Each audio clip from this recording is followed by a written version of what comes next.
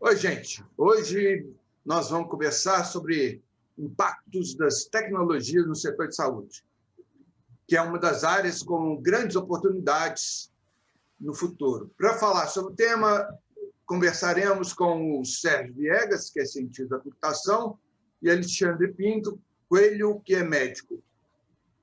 Eles são sócios da startup iHealth, que desenvolveu um aplicativo com o mesmo nome, voltado ao monitoramento da saúde dos seus usuários. É uma solução típica da corrida pela inovação no setor de saúde. Então, para conhecer as tendências, eu pergunto inicialmente para o Sérgio. Tendo o seu aplicativo como exemplo, que demandas do futuro vocês atendem ou miram com o aplicativo? Ou seja, por que eu, jornalista com mais de 60 anos, um praticante de exercícios eventuais, devo ou posso usar o seu sistema? Bom dia, Carlos. Bom dia, Alexandre. Bom dia, pessoal. Estamos aí. Primeiro, agradecer aqui ao Radar do Futuro, tá, o espaço, na figura do Carlos. Carlos, eu responderia o seguinte: primeiro, eu voltaria uma pergunta, mas não vou voltar, não, eu vou já responder para você. Quer dizer, o que a gente objetiva na vida, né? Principalmente quando a sua idade está falando em 60 anos, né? É qualidade de vida, é longevidade, é bem-estar, né? Claro que tem outras aspirações aí, mas nesse quesito saúde, qualidade de vida principalmente, ele é o objetivo da iHealth, né? O que é o iHealth? É uma aplicação onde você registra sintomas do dia a dia, e esses sintomas são de dor de cabeça, alguma coloração esquisita na pele. Você vai registrando essas coisas porque a gente não tem essas lembranças, a gente normalmente perde e acha que cuidar da saúde é ir no médico quando acontecer alguma coisa mais séria.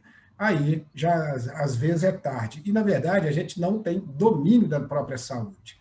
Então, mesmo você com 60 anos, qualquer jovem, e por acaso eu uso para o meu filho de 5 anos de idade. A intenção é a mesma, não muda. Por quê? Porque menino de 5 anos de idade, você leva no pediatra e ele pergunta assim, né? Quando é que ele começou esses espirros? Ah, doutora. Aí você olha para a esposa olha para você e fala, tem uma semana. Eu falo, não, tem 2. E ninguém chega num consenso, né? 5 segundos, eu lanço a informação do Davi, meu filho, que ele começou a ter uma crise de nariz, por exemplo. Então, essa informação que serve para o meu filho, para eu poder curar, né, sair dele, mantê-lo numa saúde mais bacana, para os 60 anos, ou para os 50, ou para os 40, é a mesma coisa. Não estamos acostumados a cuidar da saúde como a gente cuida do bolso. Esse é o ponto mais importante. Financeiro, aposto que você, eu, Alexandre aqui, o ouvinte, ele tem que ir lá e ver assim, fechar as contas do mês, fechar a conta do dia, né? Quer dizer, tem que pagar tal conta, tá tudo certinho. Você não pode abdicar do financeiro e falar assim, eu olho para ele quando precisar, eu vou no banco. Não é assim. Eu vou no médico, eu vou no banqueiro. A gente tem que cuidar dela todo dia. Só que a gente não acostumou a fazer isso com a saúde. Por quê? Porque não tinha solução para isso. E agora temos uma aí. Tá? Alexandre, como que é seu envolvimento no projeto? Como é que você começou a desenvolver o projeto junto com o Sérgio? Está sem som. Carlos, muito obrigado aí pelo convite, tá, para estar falando aqui.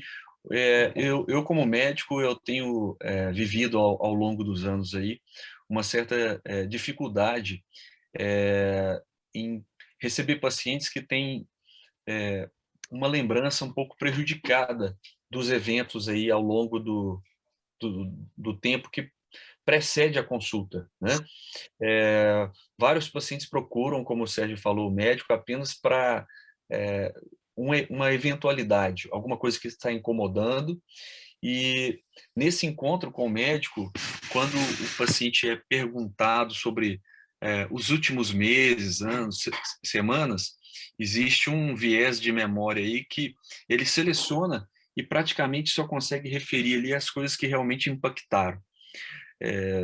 Com a iHealth, você, a partir do momento que vai imputando os dados, a partir de algum tempo, 1 mês, 15 dias, 6 meses, já tem ali uma sequência de fatos que muitas vezes podem mostrar aí uma relação interessante entre mente, corpo e social.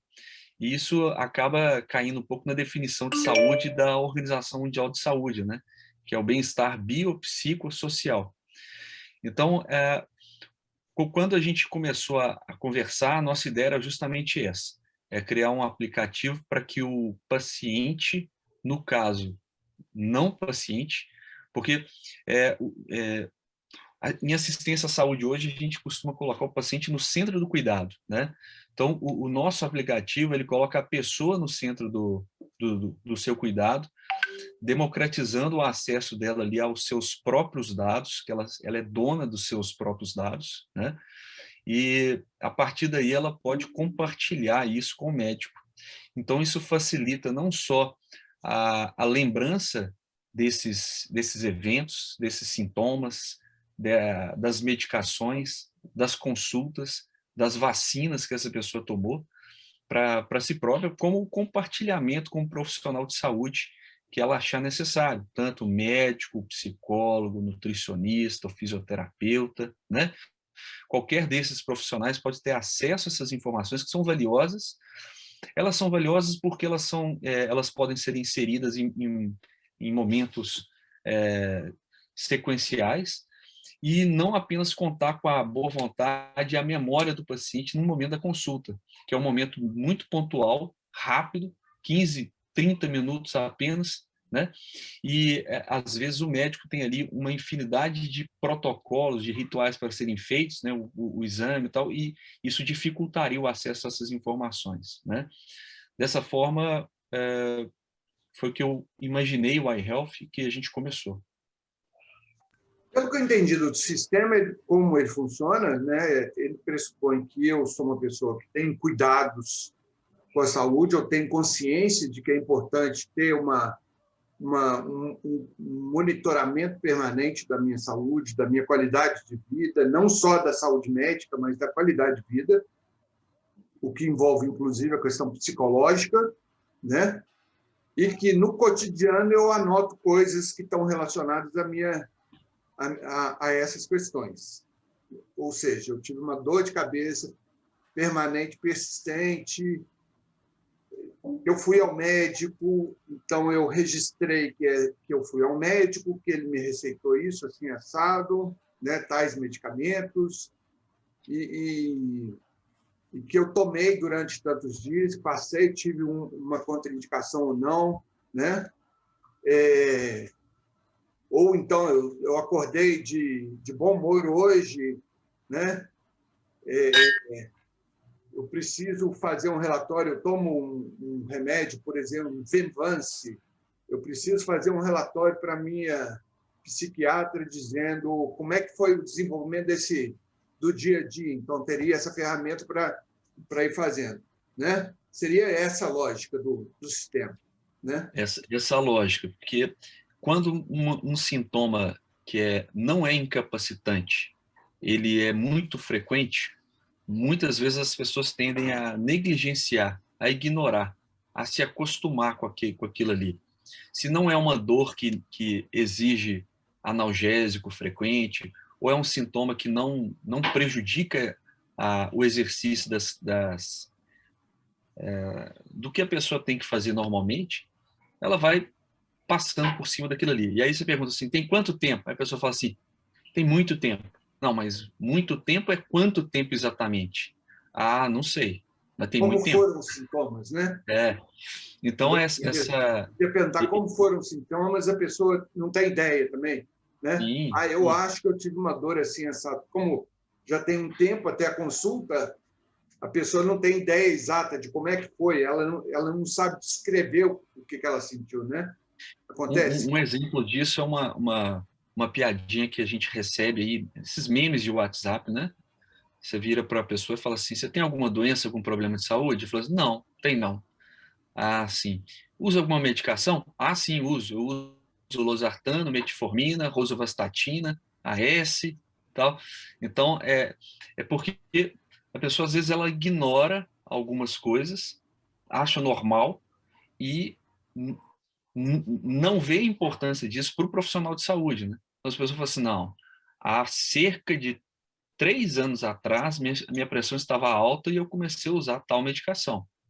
Então, desde lá, eu venho usando ininterruptamente, né? Ah, eu lembrei, também tinha uma dor na nuca que eu sentia, né? E depois que eu comecei a usar essa medicação, a dor na nuca sumiu. Meu pé ficava inchado de manhã cedo e esse inchaço diminuiu, né? Então, essas pequenas coisas, às vezes, não chamam atenção para o leigo, né? Mas a partir do momento que você começa a registrar, isso ganha uma importância. Nossa, estou vendo aqui, meu pé está ficando inchado todos os dias, já tem 3 meses, eu acho que eu tenho que procurar um médico já. Porque isso vem ao nível de consciência. E quando você vê todo dia e negligencia, você se adapta àquilo, ignora, né? Uma situação parecida é quando você está conversando e tem um barulho de uma obra. Aquilo ali, chega um momento você ignora aquele barulho. Você está aqui na nossa reunião aqui, o barulho da obra está à distância. Ele continua lá, mas você ignorou, né? É uma situação parecida com o que a gente faz normalmente com sintomas e sinais do corpo. Deixa eu complementar aqui, Carlos. Deixa eu só complementar aqui.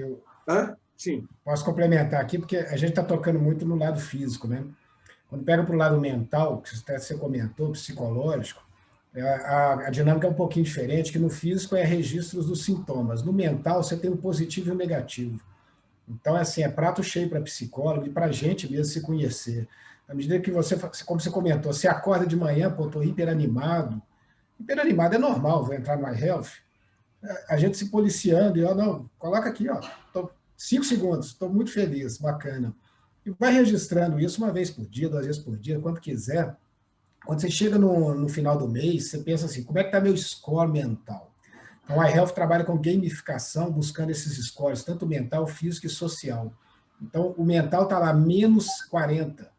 Pô, por que não está mais 40? É porque eu tive mais pensamentos negativos do que positivos. E botei mais tônus neles. Por quê? Às vezes é porque é normal, às vezes é porque assim, a gente vive às vezes uma gangorra, hora está positivo, hora está negativo. Mas isso aí já é importante para autoconhecimento e até para a gente se mover e falar assim, não, eu não quero ficar negativo. Como é que eu vou conseguir me mover? Tomando remédio, né? Ou descobrindo que eu sou negativo. E aí o psicólogo ajuda demais nesse ponto também em analisar cada item, porque cada item é gravado com o nome dele. Então, quando eu falo lá que eu estou eufórico, tem um valor. Se eu falo que eu estou com depressão, tem outro. E esse negócio aí pontuado, né, bacana, porque você não sabe, assim, que você está marcando ali, quantos pontos vale. Porque além do ponto que está por trás da engenharia do sistema, ainda tem uma intensidade que a gente coloca. Né? Aquela dor no dedo, ela é muito ou pouco, né? Então, a dor no dedo tem um valor na nossa gamificação. A dor na cabeça, com certeza, é um valor muito maior. E ainda tem a intensidade. Pô, essa dor na cabeça está alta, mas não é tanto igual a da semana passada. Então, eu ponho baixinha. A dor no dedo aumentou muito, eu vou e aumento. Então, esse tipo de informação, tanto da mente quanto do corpo, e até dos eventos sociais. O que são os eventos sociais? Pô, uma morte, um casamento, uma formatura, um aumento, tudo isso impacta a nossa vida, né? Não dá para falar que está tudo normal se um parente próximo morreu ontem, né? Ou está tudo maravilhoso, por quê? Porque eu acabo de ganhar na loteria, né? Então, esse tipo de conexão social, mental e físico é o processo de gamificação e que a gente trabalha aí com a visão, né? Acho que eu não chamaria nem de futuro, né? Que é o radar do futuro, mas esse é o presente. A gente já deveria ter isso há muito tempo. Tá? E como é que vai ser o futuro? Falar nisso. Como é que, na verdade, quais são as tendências que justificaram o desenvolvimento desse produto, né? E quais são as tendências futuras que sinalizam para onde que o produto vai? Eu vou comentar aqui alguns, depois o Alexandre pode complementar. Assim, a tendência, né, hoje, estamos passando por uma transformação da saúde, onde a saúde quer colocar o paciente no centro. A gente está colocando o ser humano no centro porque ele não é paciente todo dia, né? Ele não precisa ter nenhuma coisa assim de ter que ir ao médico e ser um paciente, não. Ele é um ser humano que teve alguma coisinha, alguma dorzinha ou algum pensamento que ele quer registrar. É o self-care. Então, a tendência é self-care, nessa transformação da saúde. A gente trabalha com medicina preventiva, a gente trabalha com proativa, ou seja, o ser humano é proativo na sua saúde. Não basta largar para lá e, quando precisar, vou ao médico, como a gente comentou. Então, o que eu vejo é que isso hoje ainda exige muito, muito assim, como eu falei, 5 segundos eu registro ali uma dor do meu filho, uma coisa assim. Mas ainda exige um lembrar, uma mudança talvez cultural nossa de que é preciso investir um pouquinho ali na minha saúde. O que eu vejo lá na frente no futuro? Esse tipo de solução ela vai ser muito mais ágil, né? Muito mais fácil. Quando a gente tiver, por exemplo, inteligência artificial acoplada, né? Você sabe que pela própria voz hoje é possível identificar se eu estou mais depressivo ou não, sentimentos, né? Sentimentos de medo. Isso através de voz. Então é possível, imagina um celular na sua mão, colhendo alguns momentos ali da sua vida e registrando direto no iHealth, né? Você, ó, ele está assim e está assado. Então, alguma coisa é possível trazer, né, de ferramentas que vão ajudar, como, por exemplo, né, a Alexa, registra aí para mim que eu estou com uma dor no joelho. Pronto, não precisa nem abrir a solução, a Alexa já vai lá e já... Isso é o que a gente já está no roadmap, tá? Isso já está no nosso plano, mas eu enxergo aí o caminho do futuro da saúde, ele é muito ser humano no centro, self-care, proativo e usando tecnologia. Vai complementar, Alexandre? Então, essa ideia de paciente no centro, ela não é nova, né? Tem um artigo de 1969 do Enid Balint que fala as possibilidades da medicina baseada com o paciente no centro, tá? Então, só que esse conceito ele ficou praticamente esquecido durante muito tempo com a medicina remunerada por procedimento, né? Então, quanto mais cirurgia, mais se ganha, quanto mais consulta, mais se ganha, quanto mais endoscopia, exames, mais se ganha. Hoje a medicina tá passando a focar nos resultados e na saúde, né? Então, programas em que, quando o paciente ele é bem cuidado e atinge indicadores, pressão bem controlada, diabetes bem controlado, 1 ano sem comparecer a consultas de pronto-socorro, 1 ano sem internar, esse paciente que ele é bem cuidado, ele gera um benefício à sua clínica, ao seu cuidador, ao seu médico, né? Vários exemplos de medicina, sim. Alguns planos de saúde dos Estados Unidos, hoje em dia, já têm um maior número de consultas realizadas por telemedicina do que consultas presenciais, né? Então, o avanço aí da teleconsulta vai transformar alguns países, alguns setores, tá? Existe um conceito também do o paciente chamado e-patient, né? Que é o paciente que ele é eletrônico, ou seja, ele tem acesso a meios para gravar seus sinais vitais, tal.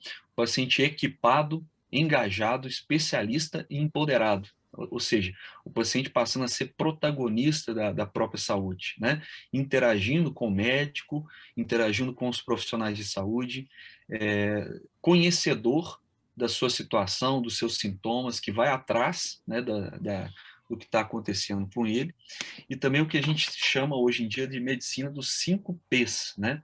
Que é uma medicina que tem a capacidade de ser, ao mesmo tempo, preditiva, ela coleta dados aí de um indivíduo, correlaciona com o seu histórico e com indivíduos da mesma faixa, tal, e dá insights acerca da evolução da saúde dele. Olha, você está com risco disso, risco daquilo, você deve se adaptar, transformar, mudar alguma coisa.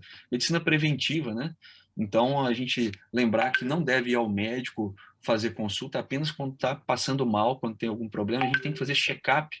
A gente leva o nosso carro para fazer check-up, né? As revisões programadas do veículo e tal, porque se você não levar, o estrago depois é muito maior, né? O que vai gastar de dinheiro é muito maior. Medicina proativa, né? Então, o paciente já chegar no médico, já sabendo do que tem, eu estou sentindo isso, eu pesquisei, eu acho que pode ser isso, né? Isso acontece, não deve ser desencorajado. A questão é que o diagnóstico e o tratamento realmente é do médico, mas o paciente ir atrás, isso deve ser encorajado, porque não tem jeito mais, a informação está muito democratizada, você consegue ter acesso à informação médica de qualidade. A questão é como buscar, mas isso aí o médico pode ser parceiro do paciente e ensiná-lo como fazer isso, tá? E a medicina personalizada, que é você tomar as condutas baseadas no indivíduo que está ali na sua frente. Cada indivíduo é um, com uma história, uma sensibilidade, uma tolerância. Então, medicamentos que fazem bem para um, fazem mal para outro, né? E hoje, com o estudo da genética e, às vezes, até da população de micróbios que habita aquela pessoa, existem umas determinadas condutas que são mais adequadas e outras não. E a medicina parceira, o médico descer daquele pedestal de conhecedor de tudo, né? E o paciente na total ignorância, e os dois trabalharem juntos pela saúde do paciente, né? Então, o médico como parceiro, atuando com empatia, né? Isso aí é a tendência, tá? Do futuro, tá bom, Carlos? O que deve fazer? Como que... A gente tem o site ihealth.com.br e o ihealth.app. No ihealth.app, você só faz o seu cadastro lá e já começa a usar, já é a aplicação. Depois você vai baixar isso para o seu celular, não está nas lojas ainda, né? Mas você baixa isso para o celular como o íconezinho e usa do celular. Ele é feito para celular, em breve estará nas lojas. Nós temos dados que o plano de saúde não tem, né? Que o hospital não tem, que o médico não tem. Então, nós somos num nicho ali onde é exatamente aquele pré-doença, né? Que ninguém está nem aí, como o Alexandre comentou, a princípio, né? Alguns estão, mas outros não. Como a gente trabalha com psicológico também, o psicólogo não tem. O psicólogo hoje ele pede para o paciente dele, né, assim, anota para mim aí as coisas que passaram pela sua cabeça e vem para a sessão. A pessoa chega lá, assim, esqueci de anotar, ou anotou 2 dias. Com a Health é possível ele registrar coisas assim que geram insights incríveis para o próprio psicólogo, falar assim, o que aconteceu nesse dia aqui que você falou que você estava com medo? Qual era seu medo? Olha que matéria-prima para o psicólogo trabalhar a pessoa, né? Desde que eu, num lapso assim, de um momento que eu estou ali no dia a dia, falo, nossa, estou meio amedrontado aqui. Pô, não custa nada, em 5 segundos eu entrei lá e tudo medo. Lancei isso, esqueço disso. Mas lá na sessão, vamos conversar por que aquele medo veio. Agora, quando esse medo é recorrente, ou quando coisas negativas são recorrentes. Então, é aí que a gente trabalha, né? Trabalha no dado que hoje o plano de saúde, a corretora, ninguém tem. Poucos seres humanos têm, ninguém faz esse tipo de registro, até porque não dá para fazer, antes não tinha uma aplicação para isso. Então, a gente está entrando nessa onda aí de uma... E ainda gamificado, né? Quer dizer, transformar a saúde da pessoa, transformando a cultura gamificada. Eu acho que o iHealth dá ali insumos que, para mim, já está fazendo muito resultado, para o meu filho também, como eu já dei o exemplo aqui, né? Assim, hoje o Davi, meu filho, ele está registrado assim, quais remédios tomou, quando, e é uma coisa simples, né? O pediatra vai lá, toma tal remédio. O que a gente fazia com coisa de remédio, né? Anotava, botava naquelas penduradas ali, enquanto o filho está tomando remédio. Acabou, pega aquilo ali, ó, joga fora, né? E aí, pronto, como é que foi 4 meses atrás o menino? Ninguém lembra. Ninguém lembra se ele tem rinite por causa do frio. Né? De fato. Como? É a oportunidade de ter um prontuário eletrônico. Não é prontuário, esse que é o ponto, né? Assim, a gente não tem ali o prontuário eletrônico, esse está lá no médico. A gente tem ali que ele espirrou. Mas se ele gripou mesmo, se foi uma sinusite, ou se foi uma rinite, é o médico que diz, então não é a gente. Mas a gente dá um insumo para isso. Em breve vamos ter a conexão disso. Isso vai poder, né? ser integrado com o prontuário público? Sim, a gente vai, lógico, trazer uns para cá, né, trazer para dentro, mas é possível depois isso ser integrado. Esses sintomas geram tal, né? Então esse é um caminho de futuro aí do iHealth, podendo dizer assim, cuidado que você vai ter tal coisa através dos sintomas que você está relatando aqui, né? Então, para chegar nesse ponto. Complementando isso que o Sérgio falou, Carlos, assim, então, antes do iHealth, você tinha um mal-estar, ia no pronto-socorro, era atendido lá, recebia umas receitas, uns pedidos de exame, era submetido a algum procedimento. Na semana seguinte, você ia na consulta do seu cardiologista, falava para ele o que estava te incomodando, né? No mês seguinte, você tinha um pequeno entorse, uma dor no calcanhar, né? E essas informações, elas ficavam aonde? Dispersas, né?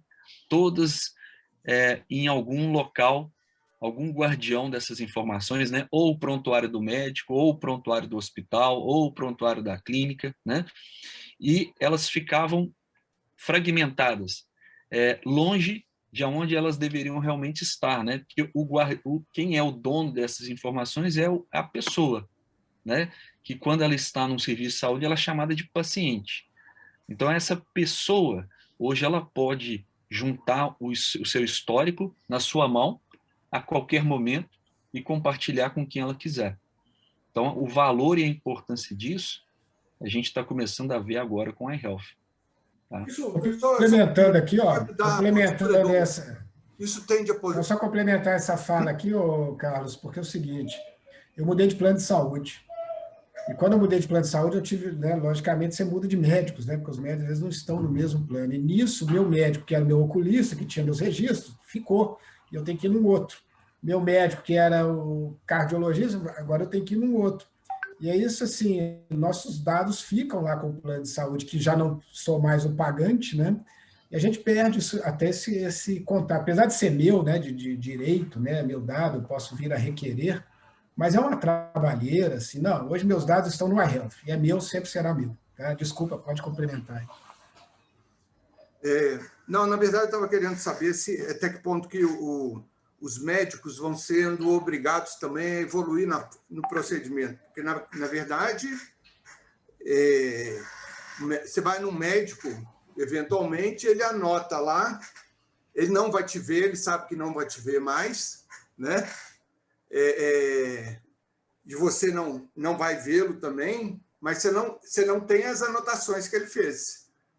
Até que ponto que esse sistema ele obriga também um médico a te passar alguma informação, ou você poderia, por exemplo, então fui lá no médico tal porque eu estava com uma palpitação excessiva, o médico fez uma avaliação e disse que não era nada não, talvez fosse o remédio que eu tomei, né, no dia anterior, que deu um revertério, e aí ele escreve lá. Então, eu poderia tirar uma foto daquele parecer dele, virar para ele e falar, me dá uma foto desse parecer para eu anotar, né? Mas eu poderia pedir para o médico me passar um e-mail sobre essa coisa, né? Essa informação. Você acha que o médico vai sendo forçado a mudar também? São informações diferentes, né, Carlos? São informações diferentes. Uma informação, a do iHealth, são as informações da minha percepção como pessoa, né? Sim. E que, porventura, sou o paciente, né? As informações do médico são as informações de registro de um contato breve entre o médico e o paciente.